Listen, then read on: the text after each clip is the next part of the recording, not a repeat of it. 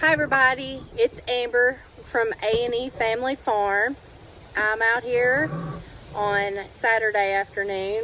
Eric and I just got back. We decided to take a little road trip today. See my buddies here. We decided, he's rubbing his lovely scent on me. We decided to take a road trip today up to Cookeville, Tennessee. We left early this morning around 4:30. It takes us about 3 hours to get up there. And quit biting my hair.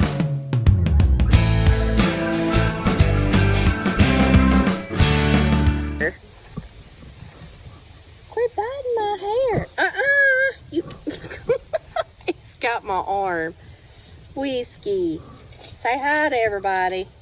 Get down. Whiskey loves me. Anyway, what I was saying is we took a road trip up to Cookeville. It takes about 3 hours. They're having the American Spanish Goat Association sale and lecture. We went this morning to support our friend Dr.An Peischel. She spoke. She actually gave 2 lectures. She spoke about predators and livestock guardian dogs, and then after that she also spoke about parasites and a little bit about your management of your farm with the parasites and your browse. So we went up there, we enjoyed that, we supported her, listened to her lecture, and stayed a little while for the auction, but we weren't buying anything because we don't have Spanish goats. We have the best breed there is, Kiko Goats. So we just got home. We enjoyed that. We missed out yesterday. The sale actually started yesterday, and Mississippi State was there. And if you saw some of our prior videos, we had went to Mississippi State back in February. They had a lecture for farms there, and we did the farm tour and went and saw their forages they had for their goats, and then we saw their meat processing facility, and that was really nice, and we really liked it. We met some really nice people there, and Dr. Layla Rios is over the Mississippi State goat part, and she was actually at the Spanish meat sale today because she has Spanish goats on the farm at Mississippi State, and they actually had some of their goats with them they consigned in the sale, but we missed out because she actually spoke yesterday evening, I think it was, about the Mississippi buck test. And I hate we missed that because we're probably potentially could put some of our bucks in the future in with Mississippi State. So I hate that we missed that, but we really enjoyed meeting them in meeting her in February, and we got to see her again and talk to her. So we enjoyed that. And we just got home. I think we are going to cook something to eat because we're hungry. We ate breakfast this morning on the way there, but we haven't ate anything since. So we're going to grill something here in a minute. But I wanted to come out here and check on the goats, and we also I wanted to talk to you a little bit about what our plan is. We're gonna start preparing for our breeding season. So these are the boys over here. These are the boys right over here. And you can see Whiskey went. He laid down beside his brother, Maverick. We have Maverick sold already. There's Whiskey. So we plan to retain Whiskey. He is the grandson of Blue's son. Whiskey, you heard your name, didn't you? You had to come over here. So he's my blue-eyed baby. So he's Blue's son's grandson, and we're gonna keep him and breed him, and we're also gonna keep Master P right over there. Master P has a good bloodline also.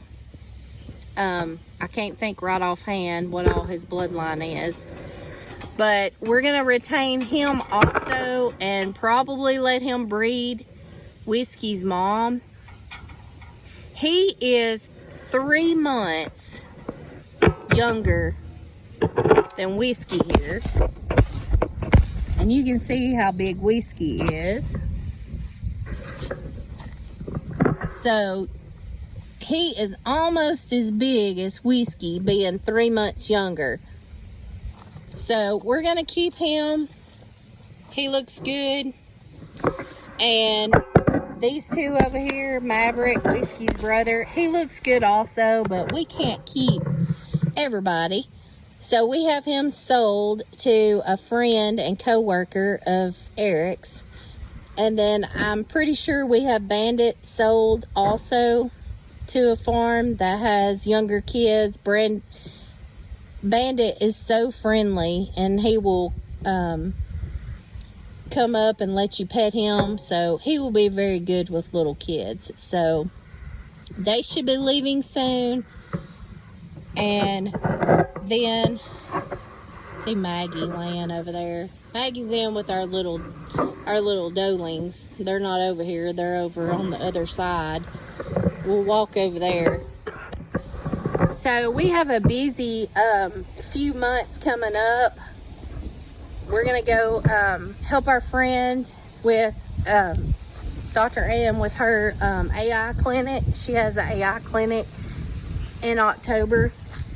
So we're gonna go help with that. But we're planning next month to get our does ready to breed with Whiskey. And we also have barn to build. As you know, we've told that in several videos. But right now, it is so hot. It's 100 degrees right now. And it's so dry. We need rain so bad. I thought we were going to get rain yesterday. And it thundered, sprinkled a few drops, and it went around us. This morning, it clouded up and was thundering, and then it went around us again. I know we came home and there wasn't any rain here, and we didn't run into any rain, but there was some around. Here's our little doelings over here.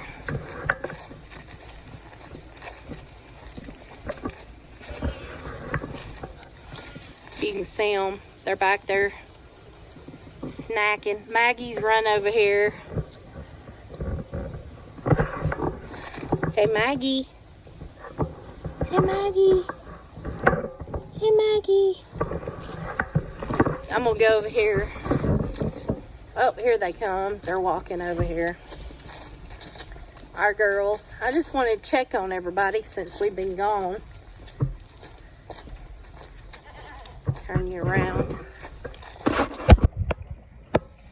Hey River.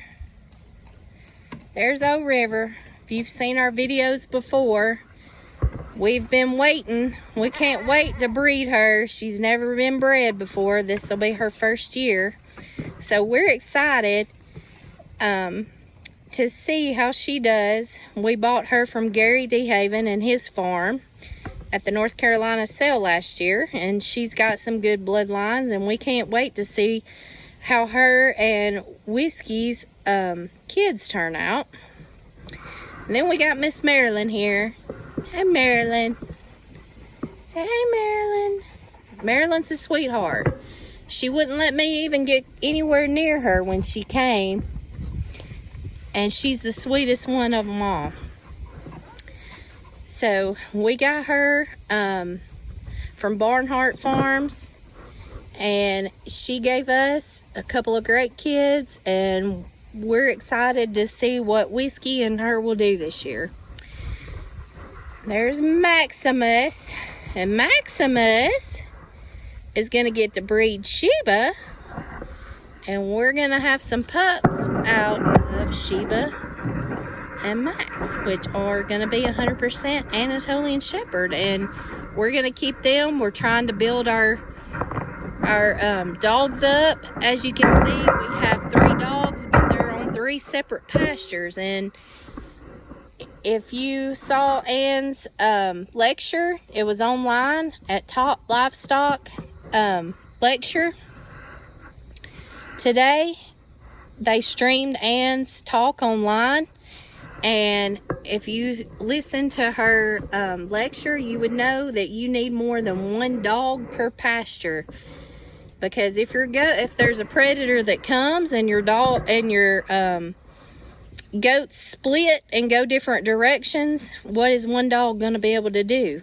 It need at least 2, if not 3 dogs. So we're hoping to get some pups out of Sheba and also Maggie. We're going to breed her to Max, and Maggie is a cross between Anatolian and Great Pyrenees. So we hope to keep a few of her kids, and then some of Sheba's and Max's kids. So I don't know where Honeybee is. I think she might be around here. We'll walk around here. I need to pick this garden. I got some tomatoes over there. Still left. Most everything's gone because it's been so dry and everything's quit producing. But I do have some tomatoes, and I've been picking them every other day. I didn't get those picked yesterday, and then I've been gone, so I'm gonna have to pick those here in a second. But let me show you the girl. Let me show you Honeybee here, and Honeybee is Whiskey's mom. So we're not gonna breed her to Whiskey. We'll breed her probably to Master P that I showed you. But she has sap all over her back. I don't know if you can see it. The sap is falling from the trees, and they lay under that one tree, and it is all over their back. Sticky. You pet her, she just is sticky. So we moved the girls in the backyard here. The little doelings were actually over here, and there's just 2 of them, and it was getting pretty grown up. So we moved our 4 does back in here, and that's Tinker. I won't say her farm name. It's not a good name. But they're eating away. So they did pretty good job. They've ate down a lot from what it was. I told Eric, I said, we have got to move them back here in the backyard because it's getting too grown up and I don't like the way it looks. So we moved them. They were in the front of the house where the boys are, and we moved them back here to the backyard so they could eat more of the backyard down because it was getting a little out of hand. So it's just taking trial and error.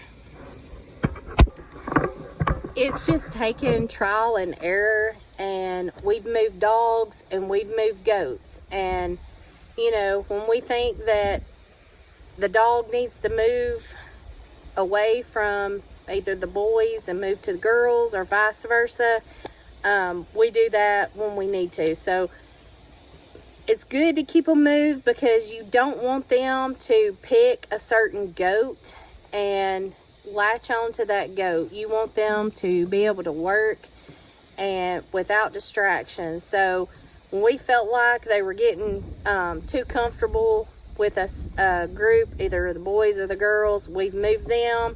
And then depending on what we've wanted ate at certain times, we've moved goats to different pastures. So you'll see in our different videos, we've moved the goats and we've moved the dogs back and forth. So the girls are back here for right now, and we're going to leave them a little while longer, and we are purchasing at least 4 does that we'll be bringing home probably week after next, and we'll do a video and show you the girls that we bring home. We've purchased some older does that have 2, maybe 3 kittings left, and they have some of the old genetics, and that's what we want to add to our farm. They're purebreds.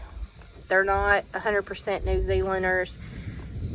These girls are all, and boys are all 100% New Zealand, but we also want to do some purebreds for the meat market side, and they have some of the old genetics in there, and we know that they are good does and they'll produce good kids. So we want to add that to our farm, so you'll see that coming up in our future videos. I think Eric's in here feeding the dogs, feeding Max a little bit more, I think. I try to feed Max and Maggie a little bit extra because they're growing. They're still pups. I say pups. They're coming up on a year old. They're almost a year old, so they're still growing, and we're still feeding them a little bit extra in the mornings and in the evenings. So I'm going to get in here and help him. I just wanted to come in here and give you an update and tell you what we've done today. And we're going to have a few clips in this video you'll see of our time up there at the sale and the lecture. So thanks everybody for watching, and thanks for all your support. If you haven't done so, please subscribe to our channel. As I say, we are new to Kiko's and new to a farm. I think we've picked the right goat breed. You know, not to say that Spanish is any less, but the Kiko is just superior on their body structure with meat, and also their parasite resistance and motherability. So I think we've went the right direction in what goat breed we've picked. So follow along with us on our journey as we're learning, and if you haven't done so, please subscribe. We're on YouTube here. We're also on Facebook and Instagram and TikTok. We are A&E Family Farm. Thanks for watching, everybody.